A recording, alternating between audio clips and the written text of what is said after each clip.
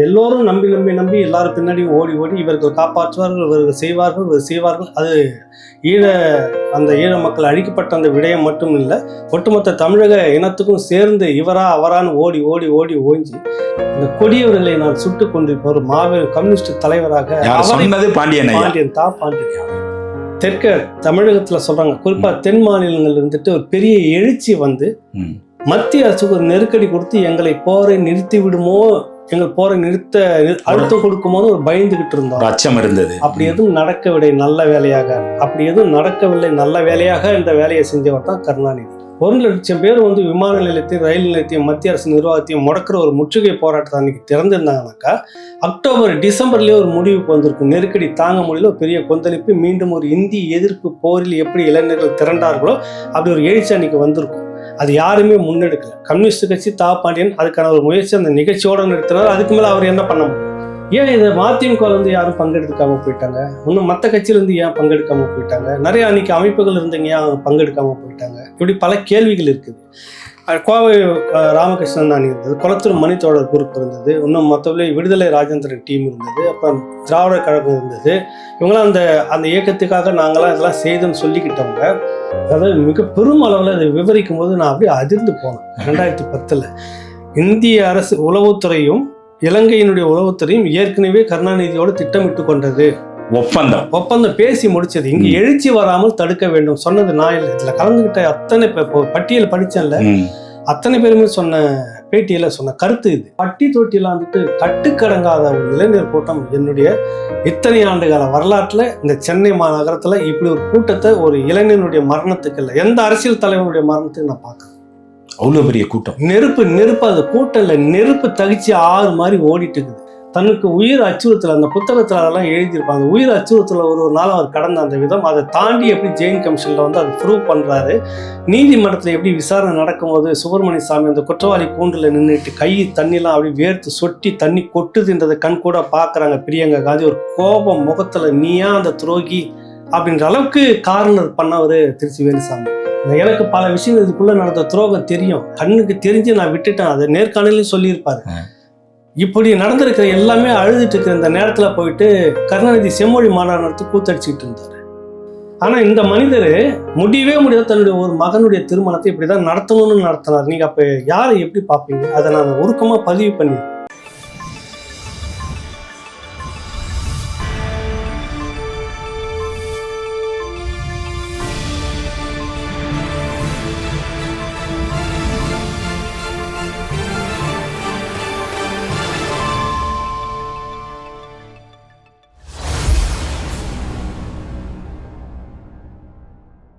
ராவண பார்வையாளர்கள், அன்பு தமிழ் உறவுகளுக்கு வணக்கம்.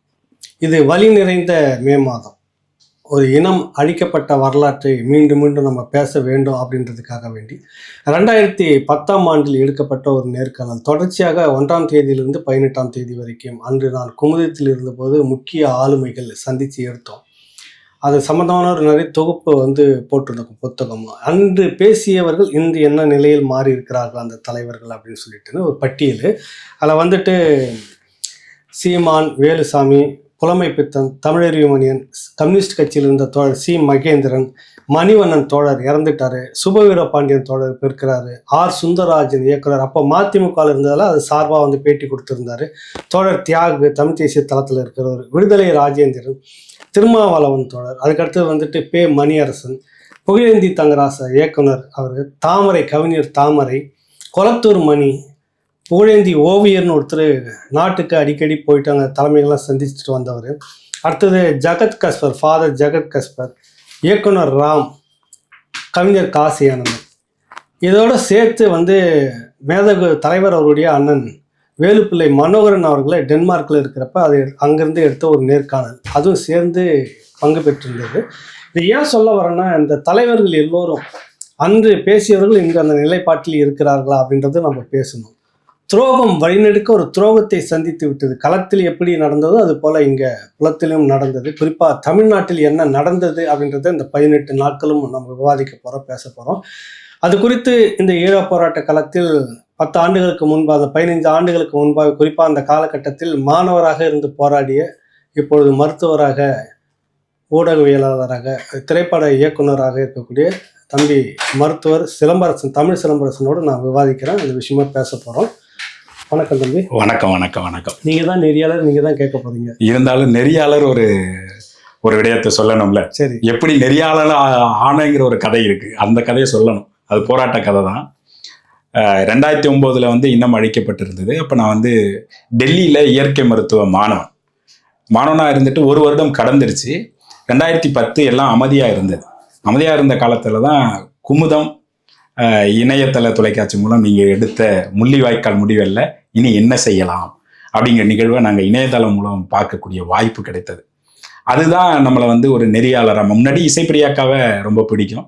அதுக்கப்புறம் ஒரு மனிதன் தனி மனிதனாக இருந்து, அதுவும் குமுதம் இணைய அந்த கூட்டமைப்புல போய் இருந்துகிட்டு பெரும் வர்த்தக கூட்டமைப்பு, கமர்ஷியல் கூட்டமைப்புல இருந்துகிட்டு இனம் சார்ந்து பேசுறாங்களே, அதுக்கான வாய்ப்பை எப்படி உருவாக்குனாங்க அப்படிங்கிற சிக்கல்கள்லாம் தொடர்ந்து நாம அதன் பிறகு லண்டன் படிக்க போனப்ப நான் ஒரு ஊடக பட்டய படிப்பும் படித்தேன். அடிக்கடி சொல்வதற்கு குருநாதர் அப்படின்னு நான் சொல்றதுக்கு காரணம் இந்த இனத்துக்காக வேலை செஞ்சதுதான். அப்ப அந்த முள்ளிவாய்க்கால் முடிவல்ல, இனி என்ன செய்யலாம் நிகழ்ச்சி எனக்கு ஒரு பெரும் தாக்கத்தை ஏற்படுத்தியது. நீங்க சொல்வது போல அன்றைக்கு எல்லா தலைவர்களும் இதை சார்ந்து காணொலி எடுத்திருந்தீங்க. அது மிக முக்கியமா அதற்கு ஒரு மகுடம் சுட்டுனா மாதிரி தலைவருக்கு இப்படி ஒரு அண்ணன் இருக்கிறாரா என்பதை நீங்க தான் முதல்ல வெளிக்கொண்டு வந்தீங்க. டென்மார்க்ல இருந்த இன்னைக்கு டியூப் தமிழினுடைய இதுல ஆசிரியரா இருக்கக்கூடிய துரை மூலியமா தான் அந்த பேட்டியை எடுத்து நீங்க வெளியிட்டு இருந்தீங்க. அதெல்லாம் இப்போ பார்க்கும்போது அது திரும்ப இந்த 16 ஆண்டு காலம் கழித்து இருக்கிறது. இந்த 16 ஆண்டுகளில் இன அழிப்புக்காக நம்ம என்ன செய்திருக்கிறோம் என்பதை பார்க்கும் பொழுது கொஞ்சம் பின்னோக்கி தான் இருக்குமோ அப்படிங்கிற ஒரு எண்ணம் இருக்கிறது. அதை மீண்டும் பேசுவதற்கு ஒரு வாய்ப்பு. இந்த 18 நாளும் அதை பற்றி பேச போகிறோம். உங்களோடு நான் இந்த இன அழிப்பு சார்ந்து உரையாடுவது மீண்டும் இந்த மக்களுக்கு அந்த போராட்ட குணத்தை உருவாக்குவதற்கு ஒரு வாய்ப்பாக அமையும். குறிப்பா துரோகத்தை நம்ம படிக்கிறது. இந்த நிகழ்ச்சியினுடைய நோக்கமே பல குழுக்களாக பல பிரிவுகளாக நம்ம இருந்தாலும் நம்மளுடைய இலக்கு என்ன, நோக்கம் என்னன்றதுல பின்வாங்கக்கூடாது. துரோகம் யாரெல்லாம் எப்படிலாம் துரோகம் செய்தார்ன்றதை படிக்கணும். அதனுடைய விளைவு தான் என்ன, நமக்கு ஒரு எண்ணம் வந்தது அப்படின்றப்ப யாரும் நமக்காக எதுவும் செய்து விட முடியாது. நமக்கான ஒரு அரசியலை நம்ம உருவாக்கணும். அதான் பாதையை தேடாத உருவாக்க தத்துவம் இங்க அரசியலுக்கும் பொருந்தது. அப்படி இங்க அரசியல்ல ஒரு பெரிய மாற்றம் வந்தது. எல்லோரும் நம்பி நம்பி நம்பி எல்லாரும் பின்னாடியும் ஓடி ஓடி இவர்கள் காப்பாற்றுவார்கள், இவர்கள் செய்வார்கள். அது அந்த ஈழ மக்கள் அழிக்கப்பட்ட அந்த விடயம் மட்டும் இல்லை, ஒட்டுமொத்த தமிழக இனத்துக்கும் சேர்ந்து இவரா அவரான்னு ஓடி ஓடி ஓடி ஓஞ்சி நமக்கான ஒரு அரசியல் தலைமை வேணும் அப்படின்ற ஒரு அரசியல் இங்கே தான் தேவைப்படுதுன்றதையும் நம்ம எடுத்துக்கணும். உலகம் முழுக்க இருக்கக்கூடிய எல்லா தமிழ் உறவுகளும் இந்த துரோகத்தை முதல்ல படிக்கணும். அதை பேசுவதற்காக தான் இந்த நிகழ்ச்சி. அதை முதல்ல பதிவு பண்ணிடுவோம். நீங்க ஒரு விஷயத்தை கேட்டிருந்தீங்க, என்ன விடையாது இல்ல, அது என்னன்னா கேட்டிருந்தீங்க, தொலைபேசி வழியா கேட்டிருந்தீங்க. இப்ப என்னன்னா, இந்த எண்ணுரையை நான் அந்த புத்தகத்தை படிக்கும்போது நீங்க எழுதியிருந்த அந்த எண்ணுரையை நான் வாசிச்சேன்.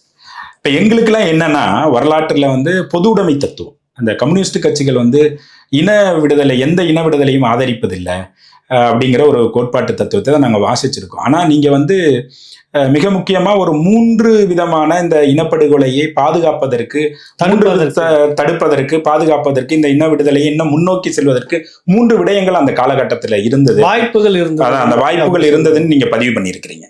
அதுல முதல் வாய்ப்பு எனக்கு என்ன ஆச்சரியமா இருந்ததுன்னா, பொது உடைமை தத்துவம் இப்படி ஒரு போராட்டத்தை பண்ணுச்சா அப்படிங்கிற ஒரு கேள்வி எழுது. அந்த 2008 அக்டோபர் 2 காந்தியோட பிறந்த நாள்ல அந்த நடந்த நிகழ்வை பத்தி சொல்லுங்க. இல்ல, அது குறிப்பா அதுக்கு முன்னாடி பாத்தீங்கன்னா, கிட்டத்தட்ட நான் 2007 அங்க வாரெல்லாம் தொடங்குனதுல இருந்து 2007-06 அந்த காலகட்டத்தில் மாவில் ஆறுல இருந்து தொடங்குது. சின்ன ஒரு இதுவா பொறியா தொடங்குது. அப்பவே ஒரு முடிவை நோக்கி நகர்றாங்கன்னு தெரியுது. 2008 கிட்டத்தட்ட நிறைய இது தொடங்குது. அப்ப அக்டோபர் 2 காந்தி பிறந்த நாள்ல இந்திய கம்யூனிஸ்ட் கட்சியில இருந்த பாண்டியன் அவர் ஏற்கனவே நடேசன் அவர்கள் எல்லாம் இங்க இருந்தப்ப, இங்க இருந்தப்ப ஒரு உணர்வு அடிப்படையில கம்யூனிஸ்ட் கட்சி தோழர்களோட நிறைய பேர் இயக்க போராளிப்ப அடிக்கடி சந்திக்கிற அந்த பழக்கம். நான் சொல்றது எப்பன்னா, ஒரு 30 ஆண்டுகளுக்கு முன்னாடி, 35 ஆண்டு காலம், இப்ப சொன்னீங்கன்னா 40 ஆண்டு காலத்துக்கு முன்பு தொடக்கம் இயக்கங்க இருந்ததுல 80க்கு பிற்பகுதியில அந்த காலகட்டத்துல இங்க வந்துட்டு போன தோழர்கள் அவங்கலாம் அப்படி அந்த நட்பு திரும்பவும் ரீகால் பண்றாங்க, புதுப்பிச்சுக்கிட்டு தொடர்ச்சியா. இவங்க அப்ப இந்திய கம்யூனிஸ்ட் கட்சியினுடைய மாநில செயலாளர். இந்திய கம்யூனிஸ்ட் கட்சி மார்க்சிஸ்ட் கம்யூனிஸ்ட் கட்சி இருக்குது.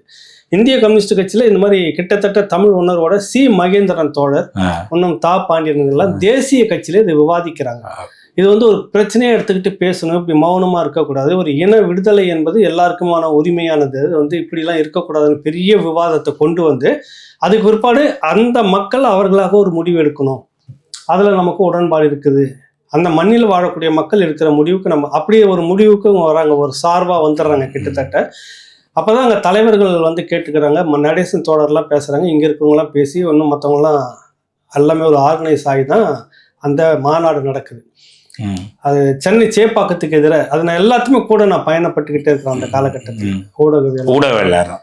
அதுவும் பொதுவாக அந்த காலகட்டம் நான் வந்து வெளியில் வரதை நிறுத்திக்கிட்டு உள்ளாரவே அந்த தலைமை ஒரு பொறுப்பில் இருந்ததால் வெளியில் போக முடியலன்றதால, இருந்தாலும் இந்த மாதிரி நிகழ்ச்சிகளையும் விடாமல் பயணிட்டுச்சு இருந்தேன், எல்லா இடத்துலையும் களத்தில் பார்க்கணும்னு. அவர் சொன்னது, என் கையில் மட்டும் ஒரு AK-47 இருந்திருந்தால் அந்த கொடியவர்களை நான் சுட்டு கொண்டிருப்பேன், ஒரு மாபெரும் கம்யூனிஸ்ட் தலைவராக. பாண்டியன் தா பாண்டியன். அவரை போல ஒரு ஆங்கில அறிவு புலமை, மிகப்பெரிய படிப்பாளி, மிகப்பெரிய அரசியல்வாதி, இப்படியாக எல்லா பன்முகத்தன்மை கொண்ட அந்த மனிதர் அந்த இடத்துல கொதிச்சு போய் பேசினார். அப்போ அந்த என்ன உணர்வாளர்கள் இருக்கக்கூடிய எல்லாருமே தோழர் திருமாவளவன்ல இருந்துட்டு எல்லாருமே இருந்துட்டு அந்த காலகட்டத்தில் அரசியலுக்குள்ள காலை வச்சுட்டு இருந்த சீமான் உள்பட அத்தனை பேர் நின்று எல்லாருமே கொந்தளிப்பா பேசுறாங்க. அது ஒரு மிக பெரும் முதல் வாய்ப்பு. அது அங்க கூடிய அந்த கூட்டம் மட்டும் அப்படியே ஒரு பெருந்திரளாக உருவாகி வைகோ அவருக்கு பின்னாடிக்கிற மொத்த கட்சியிலிருந்து ஒரு 10% களத்துல இறக்கி, அந்த மாதிரி ஒரு கட்சியும் காங்கிரஸை தவிர்த்து மீது எல்லாம். உங்களோட பார்வையில வந்து அந்த கூட்டம் நடக்குது, கலந்து கொண்ட உங்க கட்சியில இருந்து ஆட்கள் யாரும் தொண்டர்கள் போய் அதை ஒருங்கிணைக்க இருந்தாங்க ஒருங்கிணைச்சு பண்ணாங்க. அதை அப்படியே கொண்டு வந்து பெரும் திரளாக மாத்திருக்கணும், மக்கள் சக்தியாக மாத்திருக்கணும். இப்போ வந்து பேசுறாங்க வந்து என்னன்னா, இந்த துரோகத்துல நம்ம பேசணும். இப்போ வந்து இந்தியாவே நினைத்திருந்தாலும் கூட இந்த போரை தடுத்து நிறுத்திருக்க முடியாதுன்னு சொல்றாங்களா, அது எனக்கு உடன்பாடே இல்லை. ஏன்னா அன்னைக்கு தேதிக்கு நம்ம முடிவு பண்ணோம், இந்தியாவுக்கு அழுத்தம் கொடுத்து அதை செய்திருக்க முடியும்னு நம்ம சொன்னோம். போர் முடிந்த பிறகு கோத்தபய ராஜபக்சேவும் அந்த இன்னொருத்தன் அந்த ராணுவ செக்ரட்டரியா இருந்தார்ல சரத் பொன்சேகா தளபதி, கோத்தபய ராஜபக்சே, இவங்கெல்லாம் கொடுத்த அந்த பேட்டி தான் இந்தியாவுக்கான போரை நாங்கள் நடத்தினோம். அப்புறம் விரிவாக வந்து சொன்னது, தினசரி 2 தலைமையிலும் ஒரு குழு போட்டு 2 பிரிவுகளும் ஒரு குழு போட்டு விவாதிச்சுக்கிட்டு டிஸ்கஸ் பண்ணிட்டு இருந்தோம். ஆயுதம் உள்ளிட்ட ஆலோசனைகள் உள்ளிட்ட அனைத்து உதவிகளையும் இந்தியாவுக்கிட்ட பெற்றுக்கிட்டோம்லாம் பேட்டி கொடுத்தது மட்டும் இல்லாமல், தெற்க தமிழகத்தில் சொல்றாங்க, குறிப்பா தென் மாநிலங்கள் இருந்துட்டு ஒரு பெரிய எழுச்சி வந்து மத்திய அரசுக்கு ஒரு நெருக்கடி கொடுத்து எங்களை போரை நிறுத்தி விடுமோ, எங்கள் போரை நிறுத்த அழுத்தம் கொடுக்குமோன்னு ஒரு பயந்துகிட்டு இருந்தோம், அச்சம் இருந்தது. அப்படி எதுவும் நடக்கவில்லை நல்ல வேலையாக இந்த வேலையை செஞ்சவர் தான் கருணாநிதி. அதனாலதான் சொல்றது என்ன துரோகின்னு அன்னைக்கே நாங்கள் அது ஒரு கொதிப்பு இருந்தது. 2009 பிறகுவே அந்த முடிவுக்கு வந்துட்டோம். ஆனால் இல்லைன்னு எல்லாமே மூடி மறைச்சிக்கிட்டு இருந்தாங்க. இப்போ இந்த திரள் கூட்டினாங்கல்ல, முதல் ஒரு ஃபயர்ன்றது நெருப்பாக தான் அப்படி இருந்தது அந்த கூட்டம். அந்த கூட்டம் வந்து அத்தனை தலைவர்களும் அப்படியே திரும்ப போய் கலைச்சி அவங்கவுங்க வேலையை பார்க்க ஆரம்பிச்சுட்டாங்க. இப்போ நீங்கள் சொன்னதில் இன்னொரு கேள்வி இருக்கு.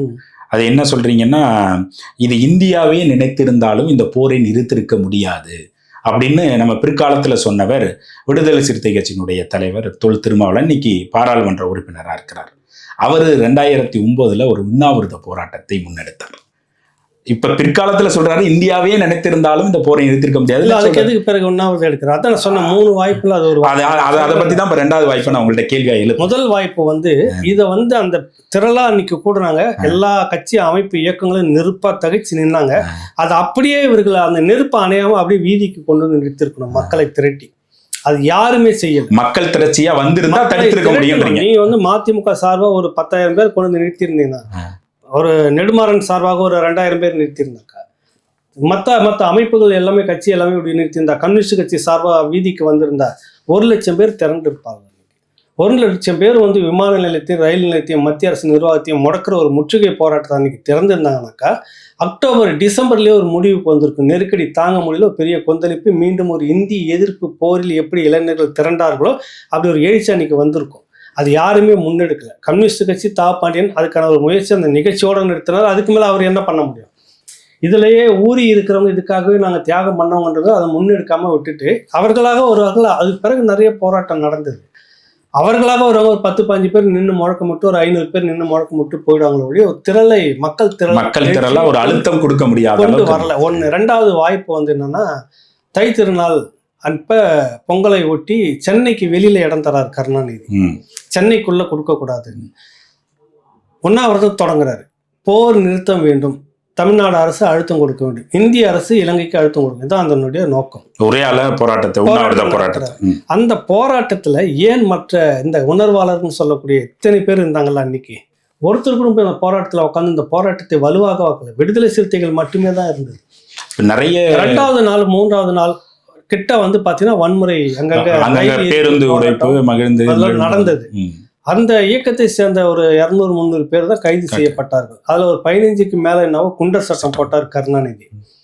ஏன் இதை மதிமுக வந்து யாரும் பங்கெடுக்காம போயிட்டாங்க? இன்னும் மற்ற கட்சியிலிருந்து ஏன் பங்கெடுக்காம போயிட்டாங்க? நிறைய அன்னைக்கு அமைப்புகள் இருந்தீங்க ஏன் பங்கெடுக்காம போயிட்டாங்க? இப்படி பல கேள்விகள் இருக்குது. கோவை ராமகிருஷ்ணன் அணி இருந்தது, குளத்தூர் மணித்தோழர் குரூப் இருந்தது, இன்னும் மற்றபடி விடுதலை ராஜேந்திரன் டீம் இருந்தது, அப்புறம் திராவிட கழகம் இருந்தது. இவங்களாம் அந்த இயக்கத்துக்காக நாங்களாம் இதெல்லாம் செய்தோன்னு சொல்லிக்கிட்டவங்க.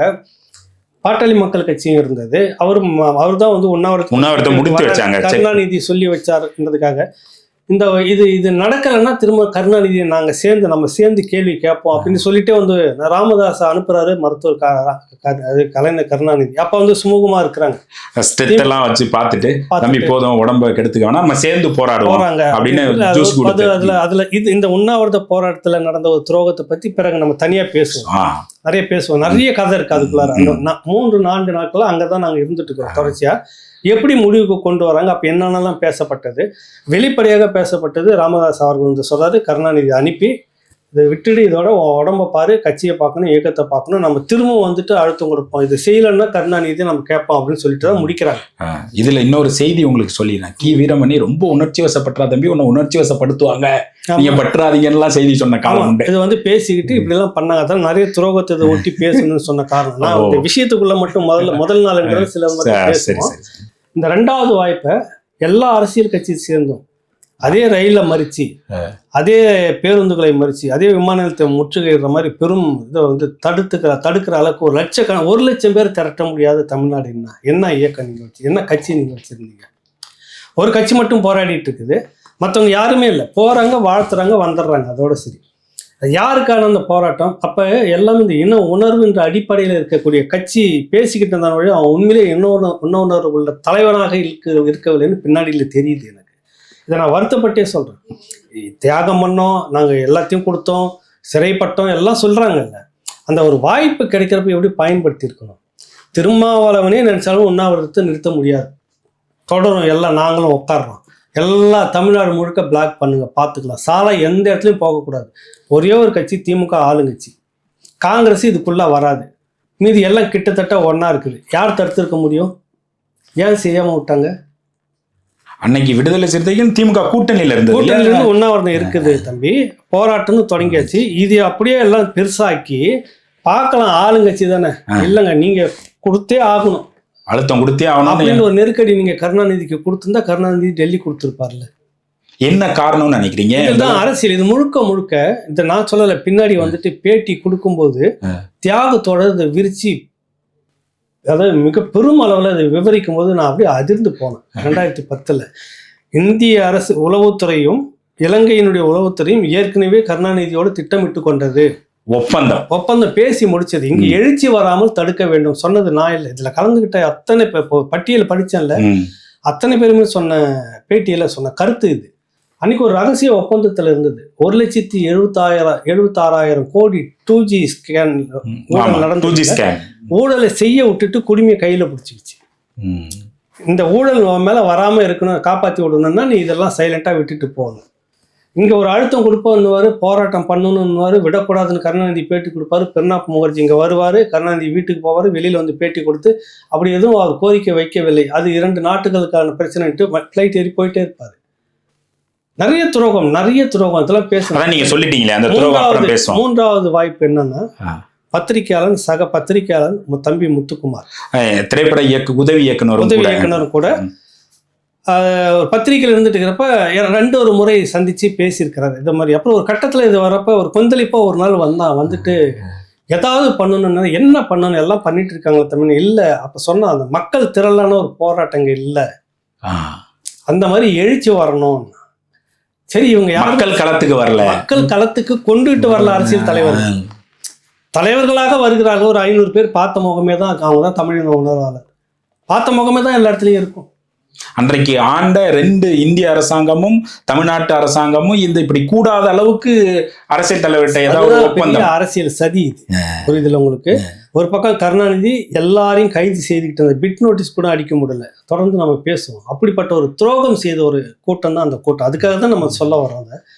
பின்னாடி சபதம் எடுத்தார்ல, இந்த காங்கிரஸும் திமுகவும் அந்த மண்ணுக்கு கேடானது விடவே கூடாதுன்னு 11 சபதம் எடுத்து தோக்கடிச்சார்ல. அந்த கோபத்தோட சீமான் பிரச்சாரம் பண்ணி அவர் போகாத இடத்துல தான் காங்கிரஸ் ஜெயிச்சது 4 தொகுதி. மீறி எந்த இடத்துலையும் காங்கிரஸ் தலையெடுக்கவே இல்லை.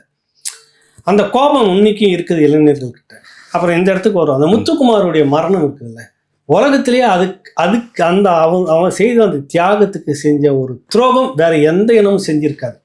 நம்ம மட்டுமே தான் தமிழினம் செய்ததா சொல்ல, நான் உள்பட நீங்க உள்பட நம்ம எல்லாம் சேர்ந்து அவனுடைய உயிருக்கு ஒரு பெரிய துரோகத்தை செஞ்சிருக்கிறான். முத்துக்குமாரை போல 18 பேர், ஜெனீவாவில் ஒரு தம்பி சிவகுமார்னு சொல்லிட்டு எல்லாருக்கும் சேர்ந்து நம்ம இன்றும் துரோகம் செய்து கொண்டிருக்கிறோம். அதை நம்ம மறக்க. என்ன துரோகம்னு நினைக்கிறீங்க?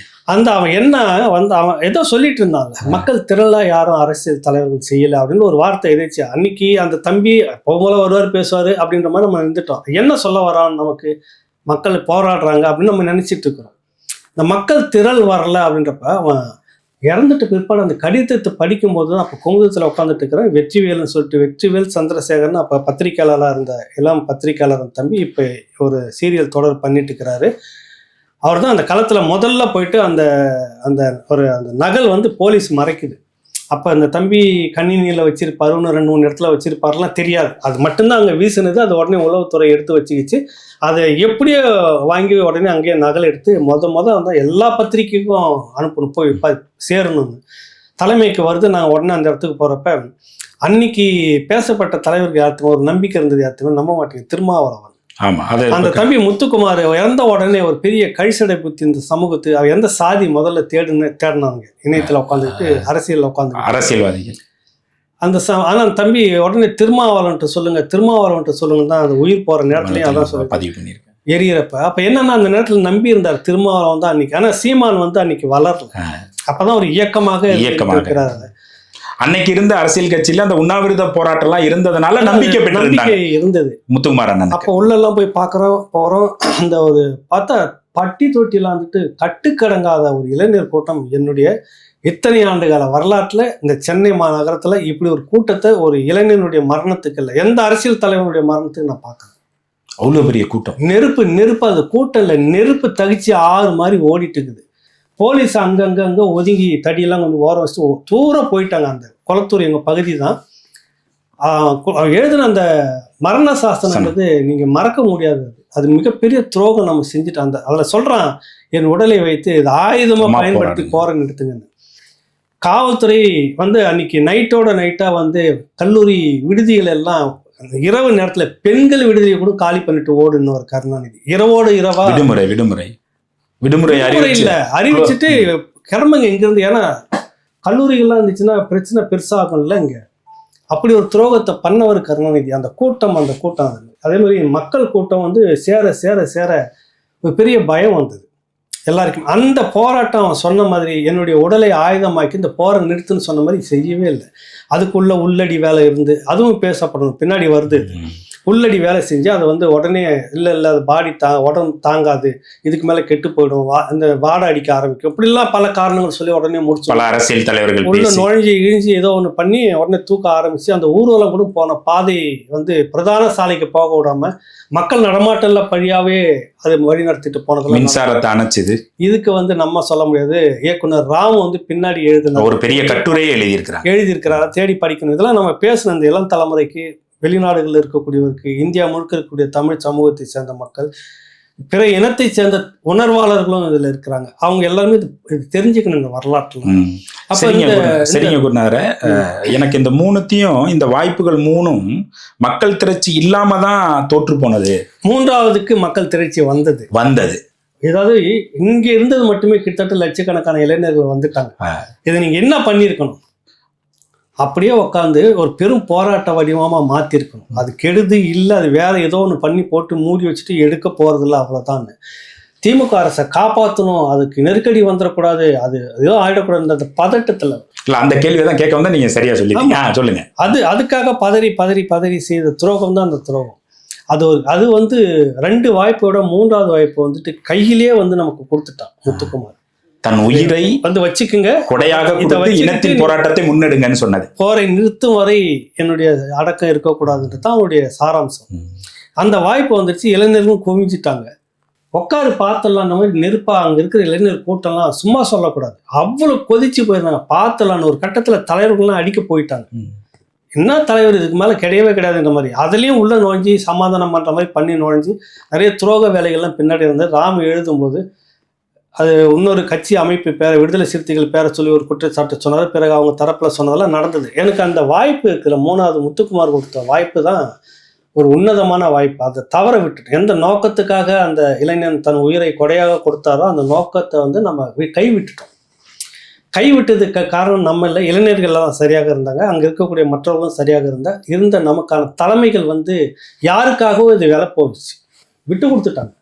அது விட்டு கொடுத்துருக்க கூடாது. அன்னைக்கு தேதிக்கு ஒரு இளைஞனை மட்டும் கருணாநிதி போலீஸ் ஏதாவது சீண்டி இருந்ததுன்னா மீண்டும் ஒரு இந்திய எதிர்ப்பு போராட்டம் கலவரம் வந்து 400 பேர் அதை விட பெரிய போராட்டமா மாறி அன்றைய தேதிக்கு மாறி இருக்கும். நாங்களாம் அது பதட்டமா இருந்தது. காவல்துறை அதிகாரிகள் பேசும்போது மைக்கில் சொல்றான், ஒருத்தரும் அந்த இடத்துல அந்த ஏரியாவில் இருக்கிறவங்க எல்லாம் வந்துருங்க, பின்னுக்கு வந்துருங்கன்ட்டாங்க.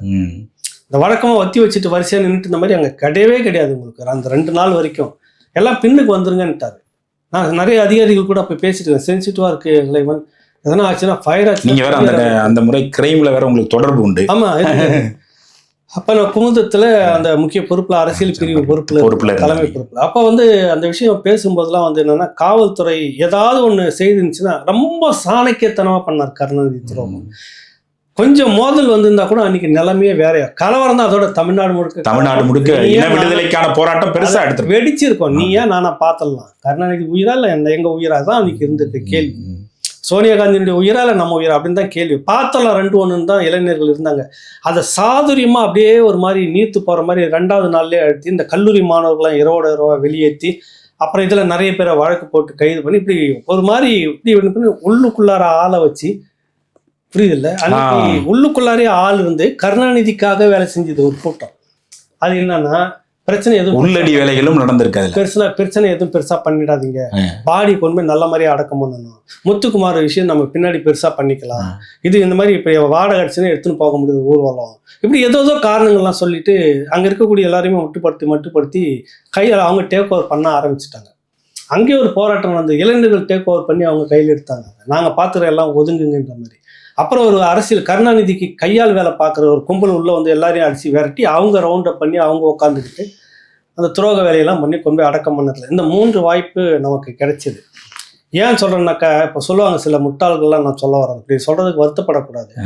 இந்தியா நினைச்சிருந்தால் கூட இந்த போரை நிறுத்த சர்வதேச சதின்றாங்கல்ல, அன்னைக்கு அவனே சொல்றான், இந்த தமிழ்நாட்டுக்குள்ள வந்து ஒரு பெரிய எழுச்சி வந்து கருணாநிதிக்கு நெருக்கடி வந்து கருணாநிதி அவருடைய ஆட்சி காப்பாற்றல, இந்தியாவுக்கு நெருக்கடி கொடுத்துருந்துச்சுன்னா வேற வழியில நாங்க போறோம் அடிக்கோடிட்டு காமிச்சிருக்காங்கன்னு சொன்னீங்களே நீங்க. அப்ப தெரியுது இல்ல எங்க இருந்து அவ யாருக்கு உலகங்கள்லாம் ஒண்ணு இல்ல, உலகம் சப்போர்ட் பண்ணது, ஆயுதங்களை கொடுத்தது, எல்லாம் பண்ணது சரி. தமிழ்நாட்டிலிருந்து எதிர்ப்பு வந்திருந்தா உலகமே ஒன்று சேர்ந்து நின்னாலும் கூட நின்று இருக்க முடியாது. அதை இந்தியா மட்டும் சைலண்டா விலகி இருந்தாக்கா, உலகமே சேர்ந்து சிங்கள இராணுவத்துக்கு எல்லா ஆலோசனையும் சொன்னாலும் கூட புலிகளை இயக்கத்தை ஒன்றுமே செஞ்சிருக்க முடியாது, தலைவரை ஒன்றுமே செஞ்சிருக்க முடியாது.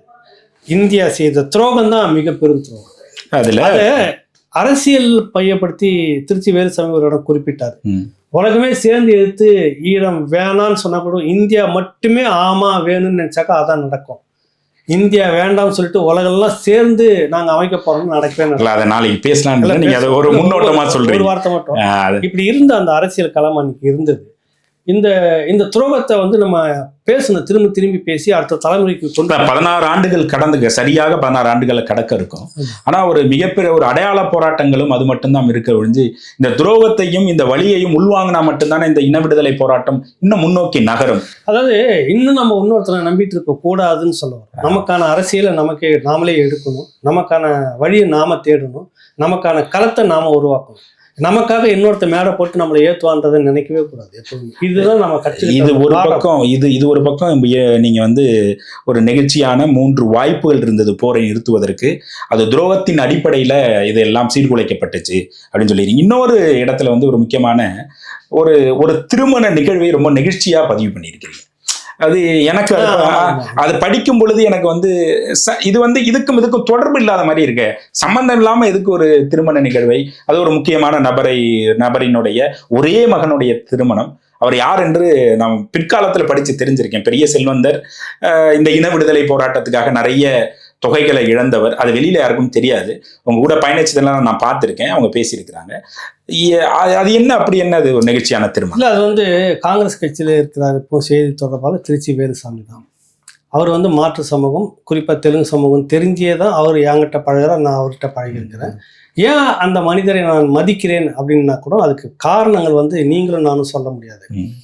எல்லோரும் சொல்லிக்கிட்டு இருந்தாங்க இந்த ராஜீவ்காந்தி மரணத்துக்கு அவர் அந்த கட்சியை சேர்ந்தவர், இவ்வளவுக்கு அவரு காங்கிரஸ் கட்சியை சேர்ந்தவர். எல்லோரும் காரணம் இந்த இயக்கம் தான் சொன்னபோது அந்த இயக்கம் இல்லை, இது சர்வதேச சதி அப்படின்னு சொன்னது மட்டும் இல்லாமல் ஜெயின் கமிஷன் வரைக்கும் போய் நின்று தனக்கு உயிர் அச்சுறுத்தல், அந்த புத்தகத்தில் அதெல்லாம் எழுதியிருப்பாங்க, அந்த உயிர் அச்சுறுத்தல் ஒரு நாள் அவர் கடந்த அந்த விதம், அதை தாண்டி எப்படி ஜெயின் கமிஷனில் வந்து அதை ப்ரூவ் பண்ணுறாரு. நீதிமன்றத்தில் எப்படி விசாரணை நடக்கும்போது சுப்பிரமணிய சாமி அந்த குற்றவாளி கூண்டில் நின்றுட்டு கை தண்ணிலாம் அப்படி வேர்த்து சொட்டி தண்ணி கொட்டுதுன்றதை கண் கூட பார்க்குறாங்க பிரியங்கா காந்தி. ஒரு கோபம் முகத்தில், நீயா அந்த துரோகி அப்படின்ற அளவுக்கு கார்னர் பண்ணவர் திருச்சி வேலுசாமி. யார்? சுப்பிரமணிய சாமி. அந்த அளவுக்கு நின்று அவருக்கு பின்னாடி பைய எடுத்துக்கிட்டு சுத்தினவங்களாம் பின்னாடி மந்திரி ஆயிட்டாங்க, சட்டமன்ற உறுப்பினராகவும் நாடாளுமன்ற உறுப்பினராகவும் ஆயிட்டாங்க. இன்ன வரைக்கும் கவுன்சிலராக கூட ஆகலை. அவர் என்ன பண்றாரு, அந்த 2008 இறுதி பக்கத்திலேயே வந்து ஒரு முடிவு, அவங்க மகனுக்கு திருமணம் பண்ணிட்டு ஜூன் மாதம் நினைக்கிறேன், ஒரே ஒரு மகன், அதில் 9 ஜூன் 10 தான், அந்த 9க்கு பிறகு மே மாதம் நடக்குது, ஜூன் மாதம் திருமணம். 2008 தொடங்குறாரு அந்த வேலையை. ஒரே ஒரு மகன், நிறைய நிலப்புலங்கள்லாம் இருக்கக்கூடிய ஒரு மகன். அதுவும் இல்லாமல் நீண்ட நெடிய அரசியல் களத்தில் இருந்தவர், சோனியா காந்தி காலகட்டத்தில் நெருக்கடியாக இருந்தவர், பல அரசியல் கட்சிகளோட சேர்ந்து அரசியல் பண்ணவர், மிக பெரும் மூத்த பெரியவர்களை அழைத்திருக்கலாம் அந்த திருமணத்துக்கு. கருணாநிதி உள்ளிட்ட எல்லோரும் மூத்த தலைவர்கள் வந்து நின்று திருமணம் செய்யக்கூடிய அளவுக்கான ஏற்பாடு இருந்தது. புரியுதுல? தன்னுடைய மகன் திருமணம் எல்லா தலைவர்களுமே கூப்பிடுறது, எல்லா தலைவருமே. கருணாநிதி ஆட்சியை ஒரு முறை காப்பாற்றி இருக்கிறாரு. இதை கருணாநிதி அதை சொல்லியிருக்கிறார், ஒரு கட்டத்தில் பதிவு பண்ணியிருக்கிறார், அவருடைய நேர்காணல்லாம் இருக்குது. அந்த மாதிரியான ஒரு திட்டத்தோடு இருந்தவர் இந்த 2009 முடிஞ்ச உடனே ஒரு வெரி அப்செட் ஆகி உட்காந்துட்டு இருந்தார். ஒரு நாள் ஒரு மன சஞ்சலத்தில் இருந்துட்டு இருந்தார். என்னன்னு உடனே நேராக திருச்சிக்கு போனேன்.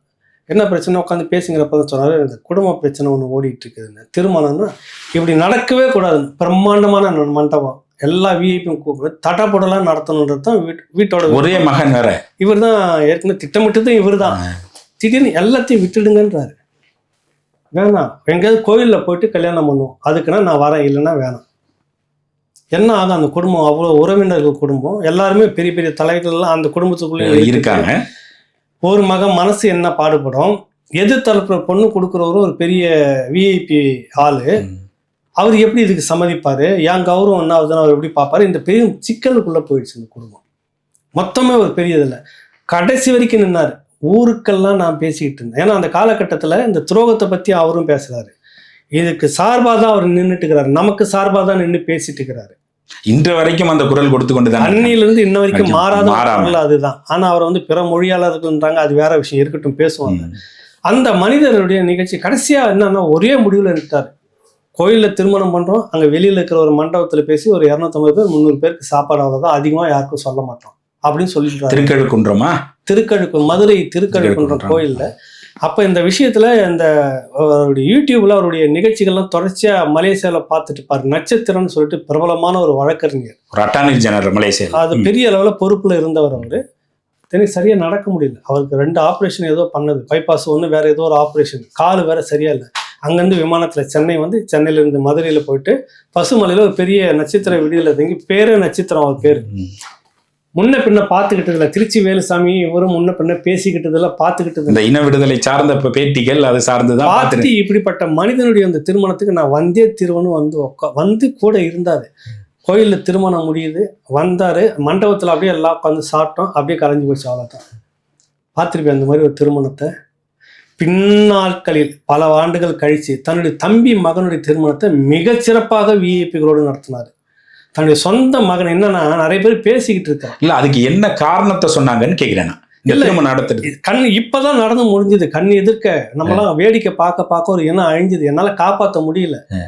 எனக்கு பல விஷயங்கள் இதுக்குள்ள நடந்த துரோகம் தெரியும். கண்ணுக்கு தெரிஞ்சு நான் விட்டுட்டேன். அதை நேர்காணலையும் சொல்லியிருப்பாரு. இப்படி நடந்திருக்கிற எல்லாமே அழுதுட்டு இருக்கிற இந்த நேரத்துல போயிட்டு கருணாநிதி செம்மொழி மாநாடு நடத்தி கூத்தடிச்சுட்டு இருந்தாரு. புரியுதுல உங்களுக்கு? ஆனா இந்த மனிதர் முடியவே முடியாது தன்னுடைய ஒரு மகனுடைய திருமணத்தை இப்படிதான் நடத்தணும்னு நடத்தினார். நீங்க அப்ப யாரை எப்படி பார்ப்பீங்க? அதை நான் உருக்கமா பதிவு பண்ணியிருப்பேன். இன்ன வரைக்கும் அவர் ஒரு சகோதரனா நான் மதிக்கிறேன். ஒரு வழிகாட்டி, ஒரு நமக்கு ஒரு மூத்தவரா பார்க்கறேன்னா இந்த ஒத்த காரணம் தான். நினைச்சிருந்தா எப்படி வேணாலும் திருமணத்தை நடத்தி. ஒரு காரணம், என் இனம் அழிஞ்சிருச்சாங்க. சகோதர இனம் தான் சொல்றாரு. ஏன்னா அழிஞ்சது. இந்த நேரத்துல போய் இந்த கூத்து கொம்மாலாம் வச்சுட்டு இப்படி ஒரு திருமணத்தை நான் நடத்தினா என்ன காய் துப்பாதா? யாராவது ஒருத்தங்க கேள்வி கேட்டானா என் நாடி நரம்பெல்லாம் வெடிச்சிரும் சொல்றாரு. யாராவது என்ன கேள்வி கேட்டாருனாக்கா என்னுடைய நாடி நரம்பெல்லாம் வெடிச்சிரும், எனக்கு அது பெரிய அவமானமா போயிடும். இந்த வயசு வரைக்கும் நான் எவனுக்கும் வணங்காத கம்பீரமா இருந்துட்டு போனோம், நாளைக்கு நான் தலை குனிஞ்சு போகணும், இது வேணுமா உனக்குன்னு மகன்கிட்ட பேசுறாரு. எல்லாரும் சம்மதிக்கிறாங்க. அப்புறம் தான் அந்த கோயிலில் எளிமையா நடந்தது. அப்படியே சாதாரணமா எல்லாம் சாதாரண சாப்பாடு தான், பெரிய விருந்தெல்லாம் இல்லை. என்ன அவர்கிட்ட காசு பணம் இல்லையா, ஒன்றும் இல்லையா, நிலம் இல்லையா, புலன் இல்லையா, எதுவுமே இல்லையா சொல்லியா? இன்னும் தனிப்பட்ட முறையில் நான் தெரிந்த அளவுக்கு உங்களுக்கு நட்பு எனக்கு ஓரளவு தெரியும். அதில் இதற்காக அவர் செலவு செஞ்சது, இந்த இன விடுதலை போராட்டத்துக்காக செலவு செஞ்ச விடயங்கள்லாம் கேட்கும்போது எனக்கு நிறைய இடத்துல அவர் நிகழ்ச்சியா பயணம் டெல்லியில இருந்தது, போனது வந்ததுலாம் யாருமே ஆர்கனைஸ் பண்ணல. ஒரு மாரல் சப்போர்ட்டா அன்னைக்கு வந்து செல்வி ஜெயலலிதா வந்து பண்ணாங்க. அதுக்கு காரணம் சுப்பிரமணிய சாமிக்கு அந்த அம்மாவுக்கு ஆகலன்றப்ப சுப்பிரமணிய சாமி சிக்கிறதுக்கு எதனா ஒன்று பண்ணணும் அப்படின்னு சொல்லிட்டு தான் மாரல் சப்போர்ட்டா பண்றாங்க. ஆனால் முழுக்க இவருடைய பயணம், இவருடைய செலவு, இவருடைய காசு எங்கேயும் வசூல் பண்ணல. எங்கேயுமே ஓடி வசூல் பண்ணல. இதுக்காக நான் இறங்கிட்டேன், இதுக்காக நிதியை கொடுங்க, ஒருத்தர்கிட்டையும் யார்ட்டையும் கேட்டல. தன்னுடைய சொந்த பணம், சொந்த காசு, சொந்த பயணம். அன்னைக்கு வசதி இருந்தது, விமானத்தில் போனால், இன்னைக்கு வசதி இல்லை, ரயிலில் வந்துட்டு இருக்கிறாரு. புரியுதுல உங்களுக்கு? அப்படிப்பட்ட மனிதரை நீங்கள் என்ன சொல்லுவீங்க? நீங்கள் அதை தான் அதை பதிவு பண்ணாங்க. இப்படியாக நிறைய பேர் இருக்கிறாங்க இந்த மண்ணில். மாற்று மொழியாளர்கள் இந்த இனத்துக்காக அழுதது, இந்த இனத்துக்காக குரல் கொடுத்து நிறைய மாற்று மொழியை சேர்ந்தவர்கள் இருக்கிறாங்க. இப்படியானவர்களை பதிவு பண்ணணுன்றதுக்காக தான் நான் அதை எழுதினேன். அது ரொம்ப நெகிழ்ச்சியா இருந்தது. என்ன ஒரு இன விடுதலை போராட்ட துரோகத்தை பத்தி தூள் உரிக்கும் பொழுது ஒரு நெகிழ்ச்சியான திருமணத்தை பதிவு பண்ற. அப்ப இந்த நெகிழ்ச்சியான திருமணமும் இன விடுதலை போராட்டத்துக்கான ஒரு பயணம் தானே? இல்ல, இந்த இனத்தின் தலைவன், இந்த இனத்துக்காக தான் நான் இருந்தேன், இந்த இனத்தினுடைய இயல், இசை, நாடகம் முத்தமிழுக்கும் நான் தான் தலைவன் என்ற ஒருத்தர் அதே காலகட்டத்தில் இதெல்லாம் மூடி மறைப்பதற்காக இந்திய ஏகாதிபத்திய அரசனுடைய ஒரு கையாளாக இருந்துகிட்டு இங்கே தமிழ்நாட்டில் இந்த இன அழிப்பு, இதனுடைய வறுமையெல்லாம், இந்த அந்த வருத்தம் அது இதுன்னு எங்களுக்கு இல்லை, நாங்களாம் மகிழ்ச்சியாக தான் இருக்கணும்னு கொண்டாட்ட நிகழ்ச்சி தான். மாநாட மயிலாட ஒரு பக்கம், கொண்டாட்ட நிகழ்ச்சி ஒரு பக்கம், செம்மொழி மாநாடு. இதில் செம்மொழி மாநாடு கூத்தடிச்சிட்டு இருந்த நேரத்தில் ஒரு எளிய மனிதன், காந்திய வழியில் வந்த காமராஜர் ஏற்றுக்கொண்ட ஒரு தொண்டன், மாற்று இனத்து, அவர் வேற சமூகம் தான், அவர் தெலுங்கு சமூகம் தான், ஆனாலும் அவர் நின்று இந்த உறுதியை எங்கள் தமிழ்னு சொல்லிட்டு யாருமே நிற்கலையே. அந்த அந்த கேள்வி வருது, அந்த உணர்வு. தன் மகனுடைய ஒரே மகனுடைய திருமணத்தை நடத்திருந்தாரு, கேள்வி கேட்க போறது யாருமே கேள்வி கேட்டிருக்காங்க. ஆனா அவருக்குள்ள மனசாட்சி குத்திக்கிட்டே இருக்கும்ல. ஆனா அதுக்கு நான் கடைசி வரை கம்பீரமாவே இருந்தேன். அப்படிதான் நான் போகணும். இப்படி நடத்தினா அது எனக்கு இருக்கு. என்னடா ஊருக்கெல்லாம் இந்த ஈழம், இந்த படுகொலை, இந்த விஷயத்தெல்லாம் பேசிட்டு இருந்துட்டு இப்படி போய் கொண்டாட்டமா அரசியல் நடத்திட்டு இருக்கிறான்னு என்னை யாரும் சொல்லிடக்கூடாது அப்படின்ற ஒரு நோக்கம் இருக்கிற அந்த மனிதர் நீ என்ன சொல்லி இப்போ எப்படி பேசுவீங்க? அதான் அதில் நான் பதிவு பண்ணியிருந்தேன் அந்த புத்தகத்தில். தொடர்ச்சியாக நடந்த துரோகங்களை நம்ம விவாதிப்போம், பேசுவோம். நானும் மிக முக்கியமாக அப்படி மனிதநேயம் கொண்ட ஐயா திருச்சி வேலுசாமி அவர்கள் அந்த காலகட்டத்தில் கொடுத்த முள்ளிவாய்க்கால் முடிவல்ல, இனி என்ன செய்யலாம் என்பதை திருச்சி வேலுசாமி ஐயாவுடைய நேர்காணலை பற்றி நாளை இந்த துரோகத்தில் தோல் உரிப்போம். நன்றி, வணக்கம். வணக்கம் தம்பி. தொடர்ந்து பேசுவோம் துரோகத்தை.